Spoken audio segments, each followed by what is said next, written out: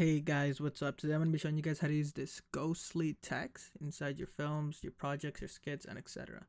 And like always, you can download all the assets by clicking the link in the description below. So without further ado, let's get started. So when you download the assets, you're going to have this alphabet. And all you have to do, since I've exported it with an alpha background, is just drag and drop. So we're going to spell the word hi like we always do. So I'm going to drag in the H, I'm dragging the I. And then all we have to do is drag this into our timeline.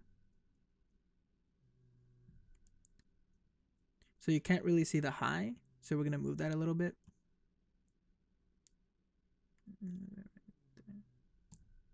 Then you have this high going on.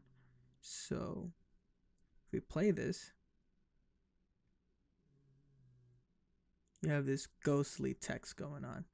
Now you can use this for your projects, your skits, etc. And like always, all the assets you can download by clicking the link in the description below. If you liked it, hit that like button. If you disliked it, hit that dislike button. Sub for more. GG guys, I'm out.